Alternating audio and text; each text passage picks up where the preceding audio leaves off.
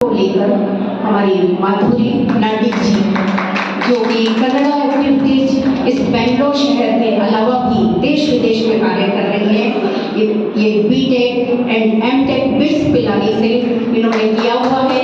Engineering manager के पद पर ग्लोबल टीम को लीड किया है। साथ ही 28 साल से गायत्री परिवार में अपनी सेवाएं दे रही हैं। देश विदेश में भी लेक्चर दिए हैं और 15 साल से जो हमारी इंग्लिश अकल ज्योति पत्रिका छपती है उसकी संपादकीय बोर्ड टीम में कार्यरत है। पुनः नमन, प्रणाम।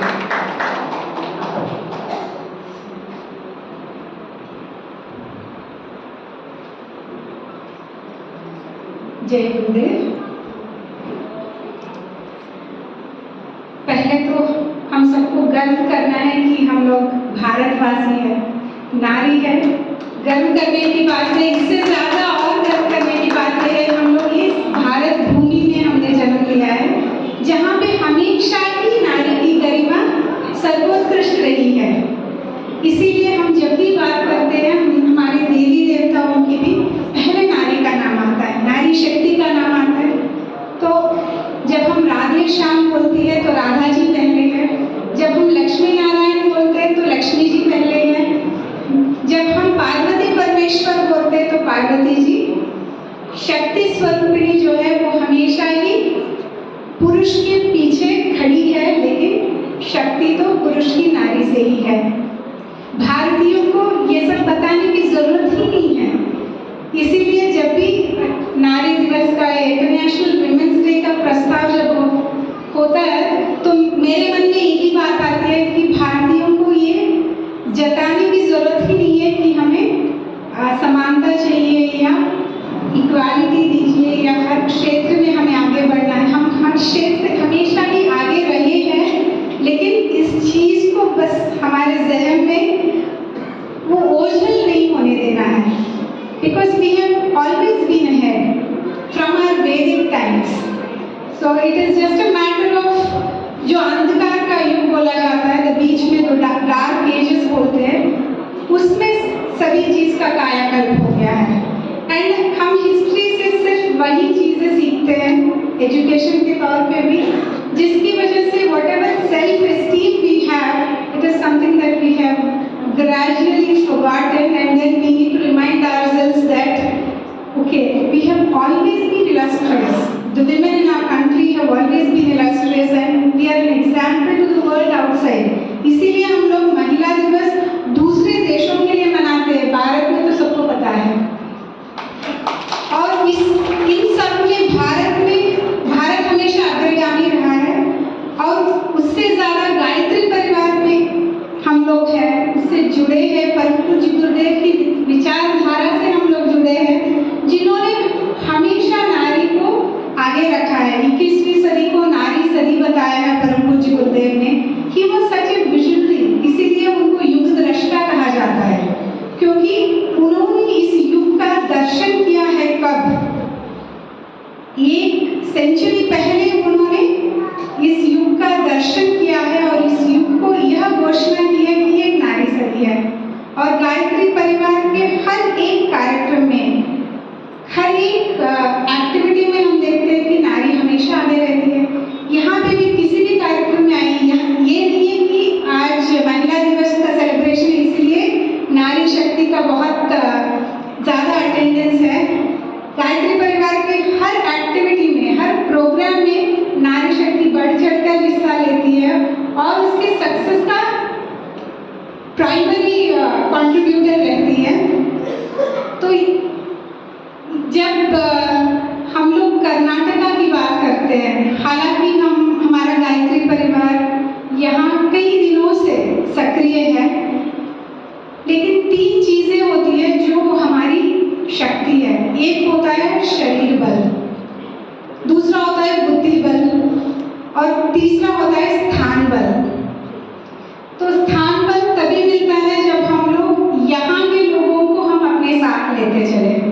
हम सब देश के विभिन्न भागों से यहाँ आए हैं। हमने बेंगलोर को, हमने कर्नाटका को अपना बनाया है, और कर्नाटक के लोगों ने भी हमें अपना दिल को खोल के यहाँ जगह दी है, यहाँ इस धरती ने हमें अपॉर्चुनिटीज दिए हैं, and we have all migrated here. I won't say myself, I belong to this place, but all of us have come here. तो हम अपनी कृतज्ञता कैसे अर्पित कर सकते हैं इस धरती को जिसने हमें इतने तहे दिल से अपनी गोदी में लिया है?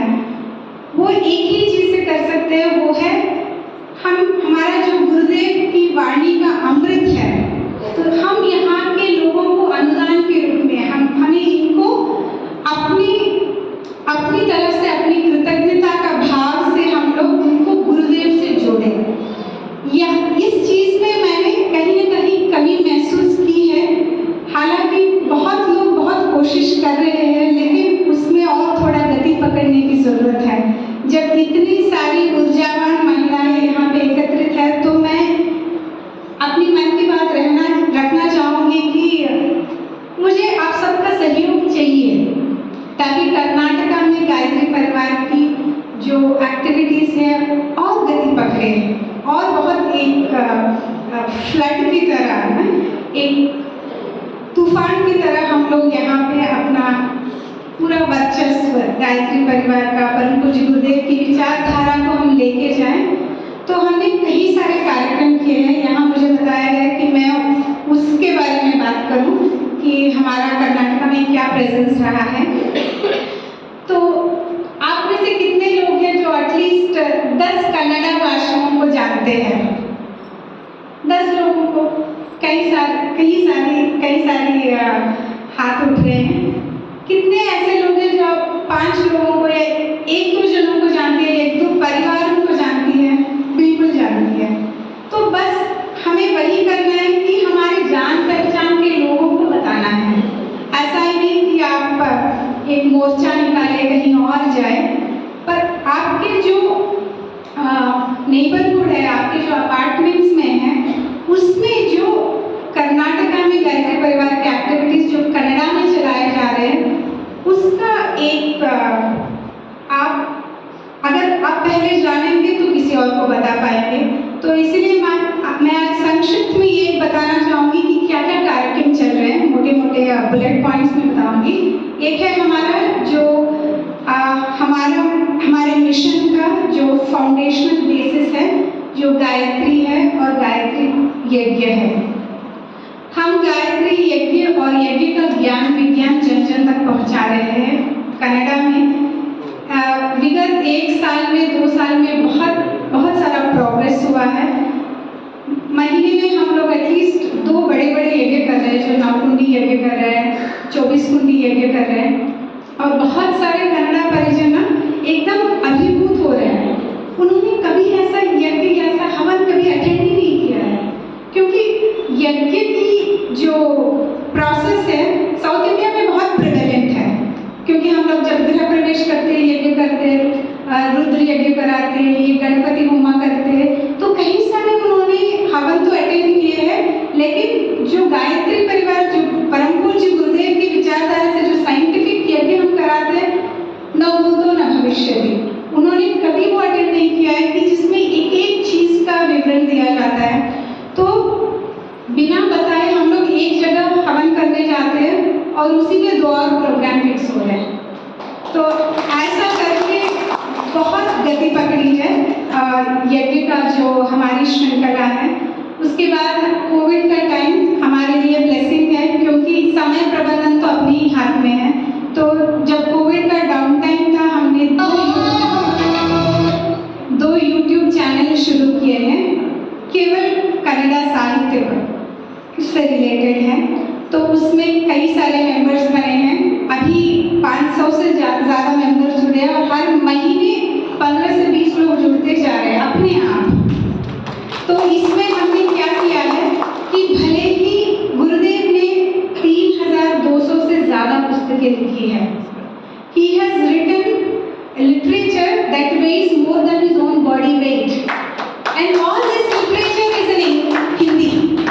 तो हमारा ये सौभाग्य है कि हमें दूसरे भाषाओं में अनुवाद करने का मौका मिल रहा है.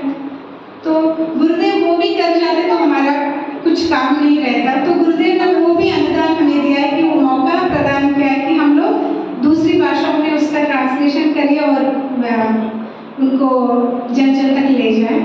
तो हमने गुरुदेव के 150 से भी ज़्यादा बुक्स के इंट्रोडक्शन दिए हैं कन्नड़ा में, ताकि ये तो पता चले कि किस किस विषय में what wide variety of books Gurudev has written, वो जाने पहले। फिर जो हमारे पास तो 50-60 कन्नड़ा बुक्स ट्रांसलेटेड है और हमारे भाई जो है हर जगह पुस्तक प्रदर्शनी जो कर रहे हैं उसके माध्यम से लोगों तक पहुंच रहे हैं। पर ये 150 वीडियो हमने कोविड के टाइम में बनाया है।